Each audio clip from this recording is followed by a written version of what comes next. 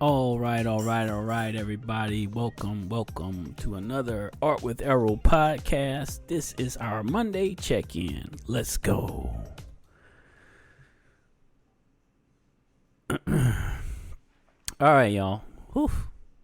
Another week has passed us by, and it has been a decent week, I would say. Pretty good. We did get at least 3 game streams in. We did our podcast last Monday. We also got an art video done, which came out pretty decent. I think it was just a nice little sketch of a pumpkin dog. That was really fun. Yeah. And this week, that's a good recap. For those who are new, I always forget to say this. I'm Errol. I do artwork. I'm a graphics designer. I also am a content creator. And we like to talk about on this podcast our journey as a content creator and just, figuring out our way and trying to, develop a community online. So that's what the purpose of our podcast is about. And this week I kind of wanted to talk about repurposing content. This is a thing that people probably do automatically. I think you stream content if you're a game streamer, and you basically create videos from those streams. That's what a lot of creators do. You'll notice that it comes from like a lot of the streamers who have a lot of followers. That's typically what they'll do. They'll just do a live stream, and their editor, will chop that up and make that into like multiple videos that they can post throughout the week or whatever. It's a good way to do things. Especially if you have an editor. I am of the mindset, that's wonderful when you have help and support. But when it's a solo operation like we run, and most streamers or content creators who don't have a large following, they're not paying an editor or someone to do that type of creations for them to help them get it done. But there are workarounds, and you can do this to a degree depending on how much time you have to get this to get it done, right? So let's talk about why would you want to repurpose? Well, repurposing, we kind of mentioned it briefly. It's easier to do one long live stream and then chop that up. It's a time saver, basically. That's why you would want to repurpose. You can also make a lot of separate content, but you got to remember, every time you make a new piece of content, it requires editing. So it is, I think, for the folks that have become very successful and found that formula, it works really good for them because they can just do their live stream, and when they're in the break mode, they kind of create a YouTube video, or whether it's a TikTok or whatever, they make it in between, their gaming content, I would like to get to that point, but it's very difficult to kind of do that. And I don't have the practice yet. So, I'm not quite there yet. But repurposing helps, you reach different audiences too on different platforms, because you can make video, you can take that long form content that you made on a live stream and you can edit it for different platforms, so it will help you reach more people on different platforms. So that's another benefit to editing stuff up Hold on a second.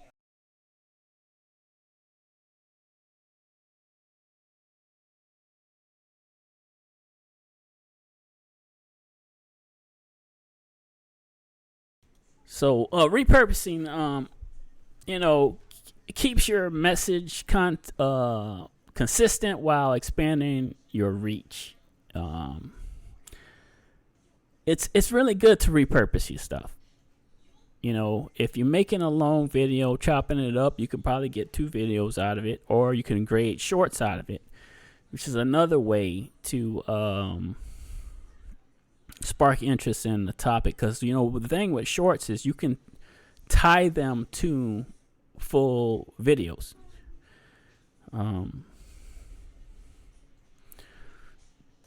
And it's real easy. So if you go in your settings and you click on your shorts, every short there's the option to tie it to an actual video. And if they watch the short and they click on that little pop-up that will come up, it'll take them to the full video. So you can essentially get 2 watches or 2 views. Not 2 watches, 2 views from that content. Yeah, and I think that's a good example, or best way to describe it is you can maximize your viewership on that content, because if they see the short and they're like, oh, I want to know more about what he was talking about, and they click on the actual thing, it'll take them to the full video that you did, and they'll kind of pick up from where they can see the whole content basically. So yeah, we kind of talk about why it's a good idea to do repurposing. I think we should talk about now, when you don't have an editor, so let's talk about how can you do it now today if you're like me and you don't have an editor. How can you get at least some facsimile or some form of that done, right? How can we do that? Well, there are different AI tools you can use. And, I'm sure everyone has seen the commercials or ads that are placed on YouTube or whatever for Opus Clip. I'm not sponsored, so I'm just, this is an example.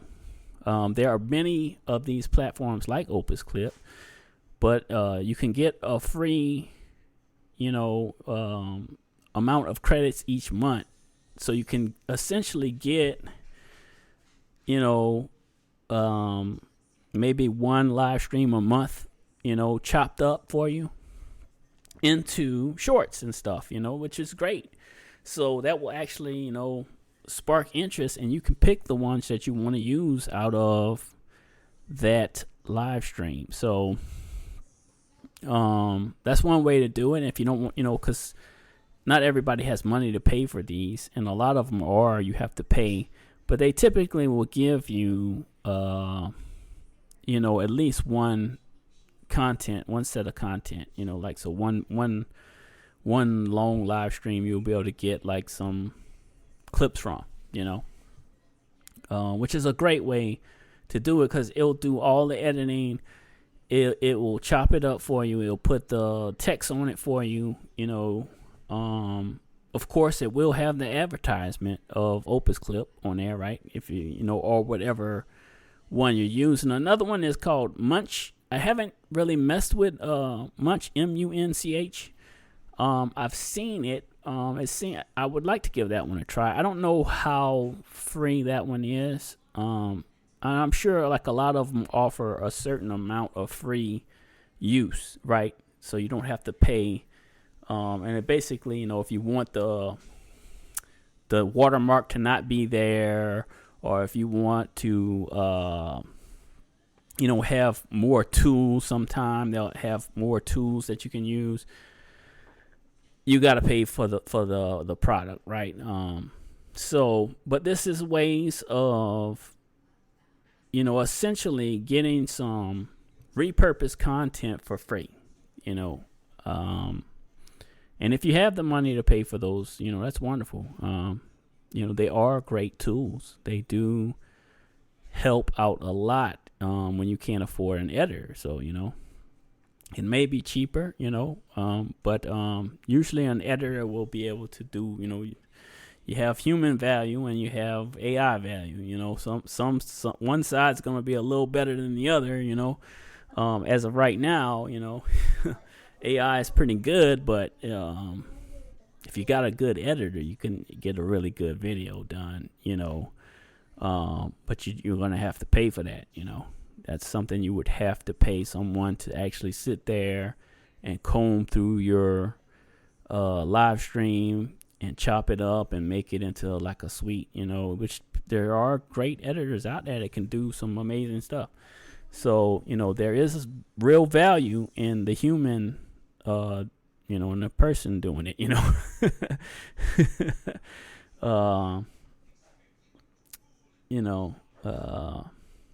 So yeah, and you can also, so now this is the other caveat too. You can also do it yourself. You can watch a lot of YouTube videos or take a class in video editing and learn how to do it yourself. But understand that it does take time, and it's not easy. I'm not saying that you shouldn't do it. I recommend you do learn it, because you should have some. If you're a content creator, I feel like you should have some editable skills. You should have some. How far you want to take it is up to you. And if you get really good, you can actually edit other people's stuff and earn money. So editing is great, and you should learn it. Just to what degree, that's up to you.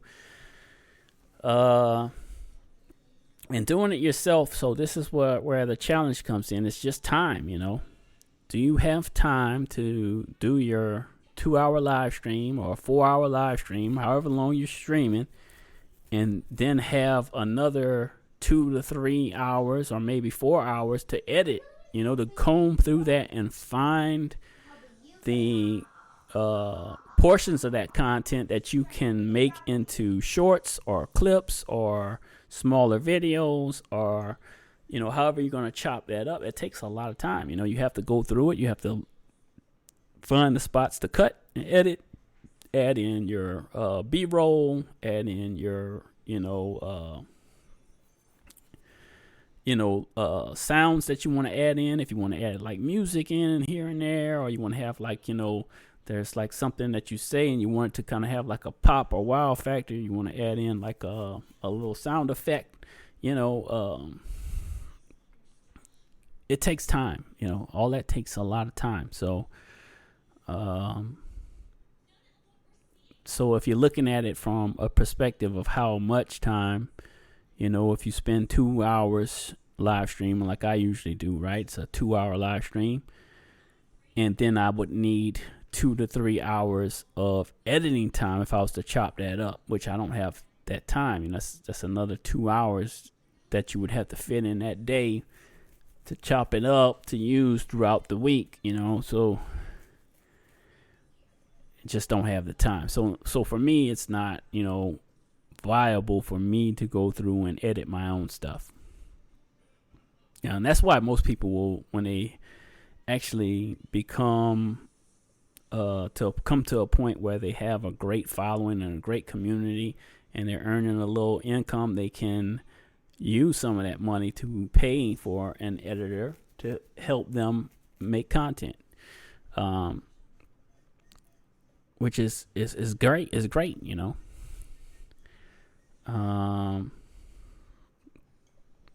Yeah. So some of the benefits, you can, when you're editing yourself, you can maintain your personal touch and tone. Obviously, you can add the captions, the effects, and the commentary from yourself, if you want to do it that way.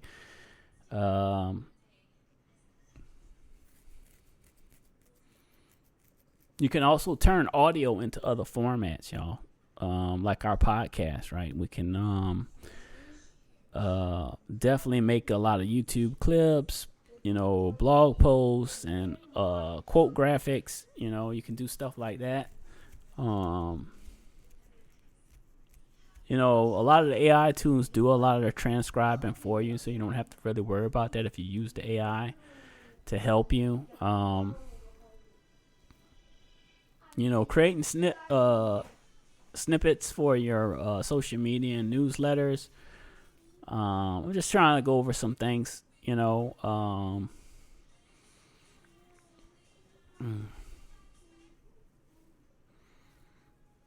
You also can kind of create like themes and compilations, if you let's say you do like, 3 streams a week, right? You can actually, at the end of the week, if you have time to like sit and chop all 3 of them up and make a big compilation, with some cool, music and stuff, that could be good too. I used to love how, Athena would do that for you. I think a lot of people missed out on Athena, which was a really great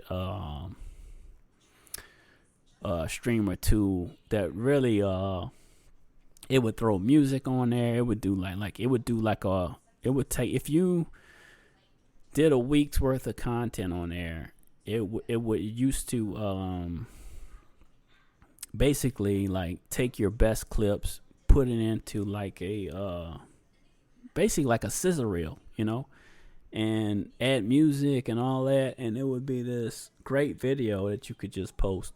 I had loved that. I found the thing to scope at the end of its life. I think now they got sizzle.gg, which I tried. It's another one you got to pay for. You only get a certain amount of free. So it's it's good if you can afford to pay for it.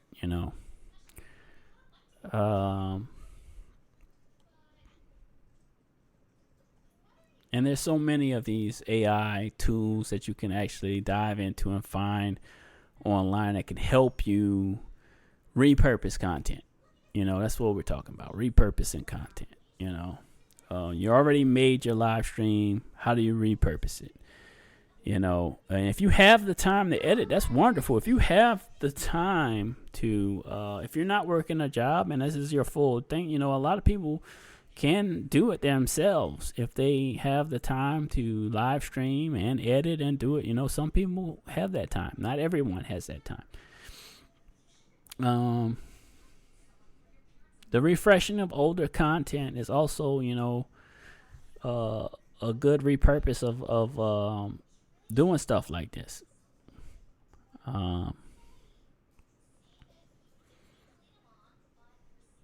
Yeah. So I think that's pretty much what I wanted to touch on today.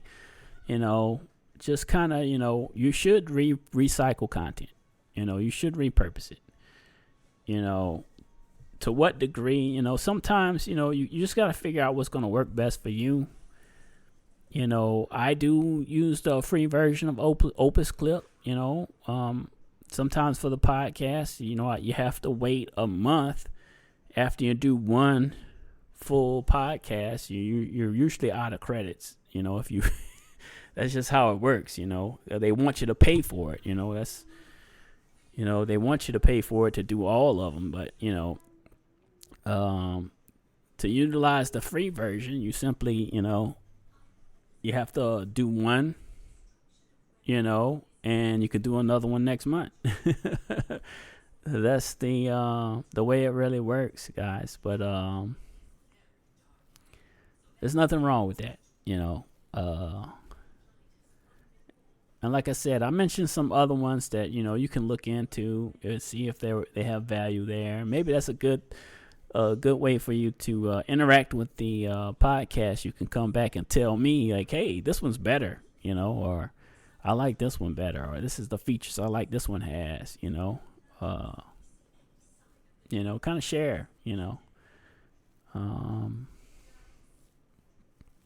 yeah, I think I pretty much hit everything we wanted to talk to about. So now we can move into this week's schedule, which I should be able to get a live stream in tomorrow for gaming, and I think Wednesday and Thursday I should be able to. And